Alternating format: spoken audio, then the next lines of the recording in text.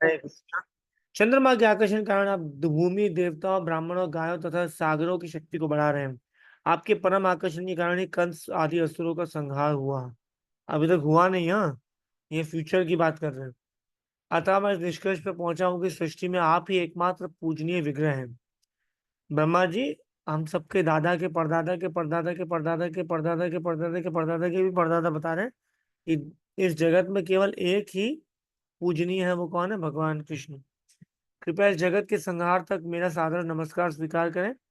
जब तक जब तक सूरज चांद रहेगा, तब तक आजकल लोगों ने पॉलिटिशियन का नाम रहेगा। नहीं नहीं, सूर्य का प्रकाश तब तक मेरा विनम्र प्रणाम स्वीकार करें। इस तरह सब कर करा के ब्रह्मा जी चले जाते। जैसे ही ब्रह्मा जी चले गए, भगवान कृष्ण तुरंत यमुना तट पर लौट आए और अपने बछड़ों तथा ग्वाल मित्रों के साथ आ मिले। और उसी अवस्था में जिस दिन वो गुम होने की स्थिति में थे, 1 साल पहले, हाँ, कृष्ण ने अपने मित्रों को यमुना तट पर कलेवा करते छोड़ा था। और यद्यपि 1 वर्ष बाद लौटे, किंतु उन्हें लग रहा था कि वे 1 सेकंड में ही वापस आ गए।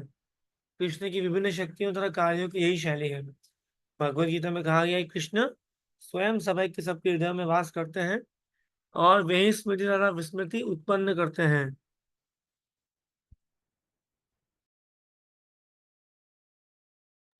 Anyone with this shloka? Anyone who can remember this shloka? Come on, come on. Anvay Prabhu, that's good. बोलिए बोलिए। श्री हरे कृष्ण प्रणाम। परास्य शक्ति विविध श्रूयते। नो। सर्वस्य चाहम हृदि सन्निविष्टो मम स्मृति स्मृति यज्ञम पोहनम च। So this is 15.15. Yes, chapter 15.15. Note कीजिए, बाद में जाके सुनिएगा, करिएगा, पढ़िएगा।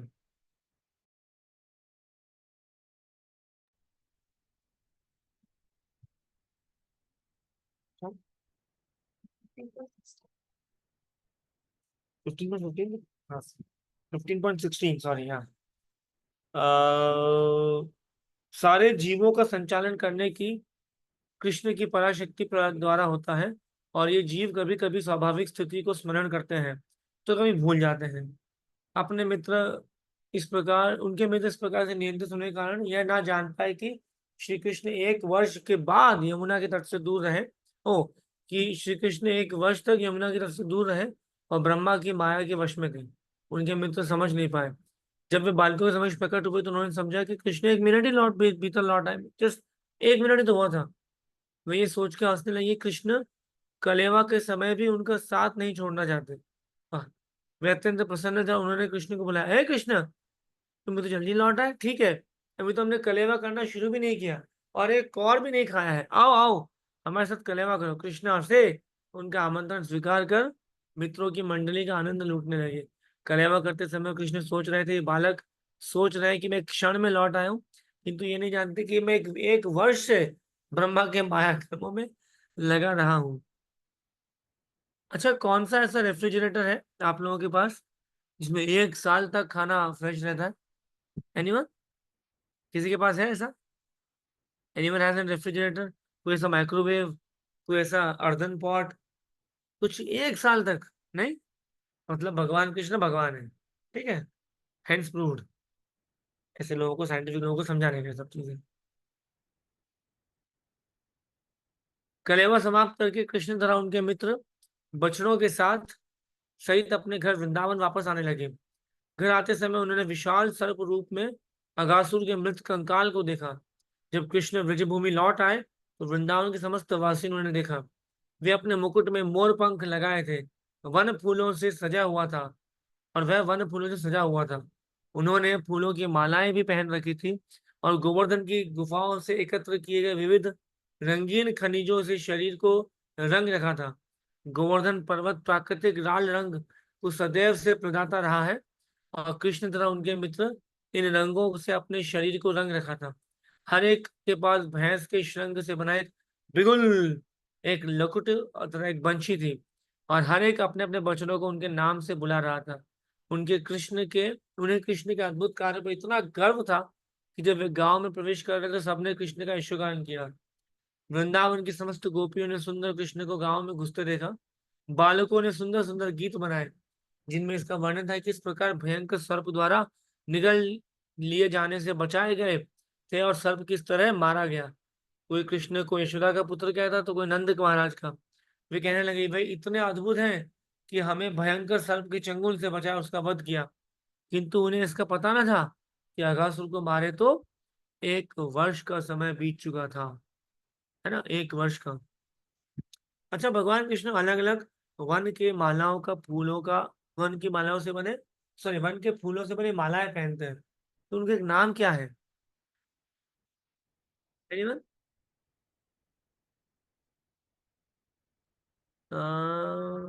प्रभनुर माता जी। हरे कृष्ण प्रभु जी, दंडवत प्रणाम। प्रभु जी, वैजंती माला। मैंने ये नहीं कहा कि उस माला का नाम क्या है, मैंने पूछा अच्छा, भगवान का नाम क्या है। कैसे मतलब प्रभु जी, भगवान का नाम मतलब? बहुत देखते हैं साक्षी माता ji. Prabhu ji, can you please repeat the question? तो हाथ भी रेस किया हुआ है, छोड़िए। अरे मतलब साक्षी मुझे माता जी। वैजंती माला ही लगा था। वनमाला, वनमाली। वनमाली, यस। वनों के फूलों से बनी हुई माला जो पहने हुए हैं उनका नाम क्या है? वनमाली। और ऑफ कोर्स 5 स्पेशल तरह के फूलों की माला बनती है, उसे कहते हैं वैजयंती माला। वैजयंती माला में 5 स्पेशल तरह के फूल लगते हैं। क्या कोई बता सकता है कौन से 5 तरह के फूल होते हैं वो? एनीवन? 5 तरह के फूलों से वैजयंती माला बनती है। No homework. कल शाम को यदि हम क्लास किए तो ओके, तो हमारी मथुरा मोहिनी माता जी बता दी है। So it is there. Lotus यानी कि कमल, कुंद, पारिजात जिसके लिए लड़ाई हो गई थी, आप सब जानते हैं, द्वारका में। उसके बाद चंपा एवं तुलसी।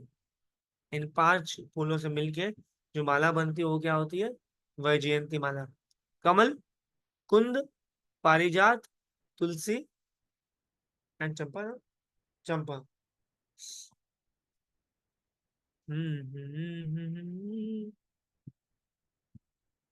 ओके। इस प्रसंग से मैं महाराज कितना बाकी भाई, ओके।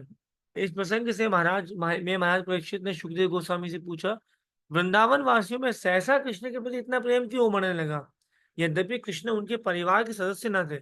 महाराज परीक्षित ने पूछा, असली ग्वाल बालों की अनुपस्थिति में जब कृष्ण ने अपना विस्तार किया तो फिर इन ग्वाल बालों के माता पिता अपने पुत्रों की अपेक्षा कृष्ण के प्रति इतने वात्सल्य क्यों हो उठे? नहीं नहीं, गाय भी इन बछड़ों के प्रति अपने निजी बछड़ों की अपेक्षा क्यों अधिक स्नेह हो गई?